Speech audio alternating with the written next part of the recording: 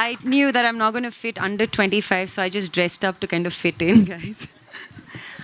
All right, no, so this is a story about my first boyfriend. I mean, wow. I grew up in a Muslim family, so we were never allowed to wear sleeveless or shorts and ever think about losing your virginity. It would have never happened. I also grew up in a very strict home. Yeah, she's weird now. She's figured her life out. But she had a curfew. So I had to leave home at 6 a.m. But I had to be back home by 6 p.m. So imagine, in that kind of a world that I lived in, I could never find a boyfriend in my world. So when I would come back home at 6 p.m., I would actually end up spending time in my mom's supermarket. So my first boyfriend, I actually made my first boyfriend in my mom's world in her supermarket. So yeah, he was just perfect. He was taller than I. He had beautiful curly hair. He had deep, dark eyes. He was fair. He had a body of a Greek god. He would open doors. He would listen. Guys, yes. He would listen. How amazing is that?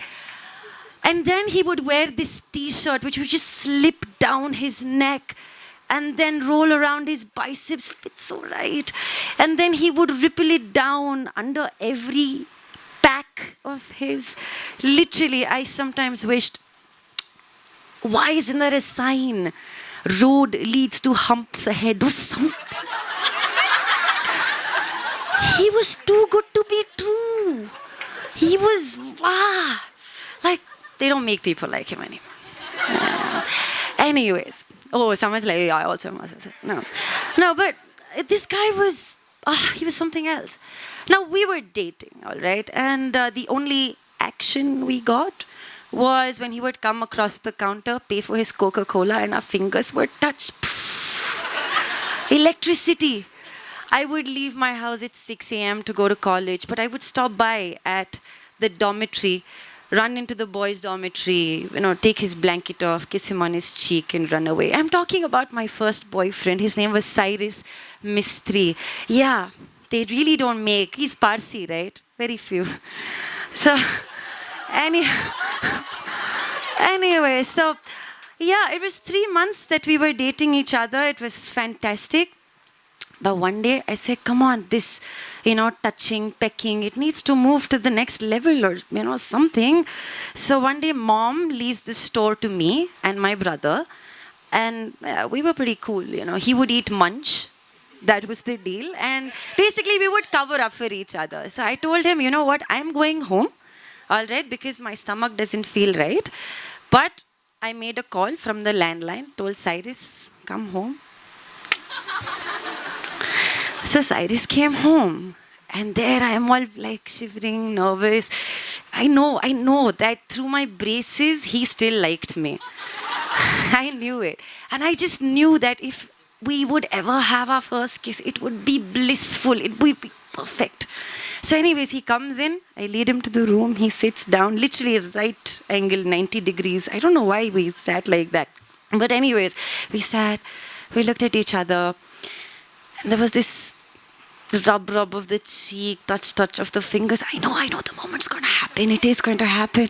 And then we literally look at each other, our lips part, and I know for a fact, this is the moment. Ding dong! Holy crap, it has to be my mother. The demon herself is outside. I'm like, get the hell out, hide in the bathroom. This guy's like, are you nuts? Your mother's a sniffer dog, dude. She'll find me. I'm like, no, you have to do something. You can't be caught by this demon. Like, you can't. And he's like, no, we'll face it. We're mature. We're adults. We'll deal with this. I'm like, you don't know her. It's not going to work. No, but then, he just hid. He hid behind me. But he was taller than I. You could see this guy. I opened the door. My mom looked. And he said, I was helping her out with notes. He said, yes, of course. You study hotel management. She's doing BBM. Correct. You all are helping each other. Yeah, okay. You'll have custard? No, auntie, it's okay. I'll leave. It's okay. No, I'll leave. No, you will have custard. Auntie, no, you will have custard. Sit down. So he sat down. Mom served us custard. He had custard. And he left. And I swear to God, I don't know if the earth swallowed him or he just left the city, but he disappeared. Cyrus Mistry disappeared from my entire world, my life, my first boyfriend. And I tried. I went and asked his friends. Everyone was like, listen, no, we can't. Okay. So that's it. He was gone. And for the longest time, I thought of him. I shared this, I kept building this beautiful thought, this beautiful kiss in my head. I grew up. I went to Dubai. I was living there. One day I met another Parsi friend of mine, Nazar. And his wife looks at me and says, oh my God, you're Kubra Sait.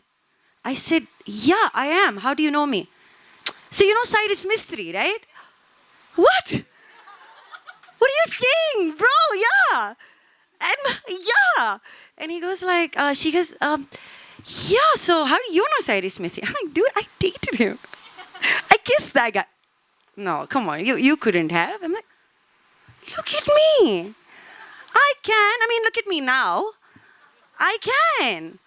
He says, no. I mean, okay, maybe, but, well, you should know if you must that Cyrus is now living in Europe and he's really well settled. He's doing really well for himself and he's married. And I'm dying. Who's that bitch?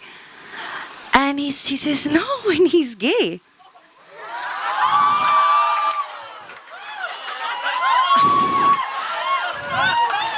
And I am not joking, okay? I don't know if it was my mother's custard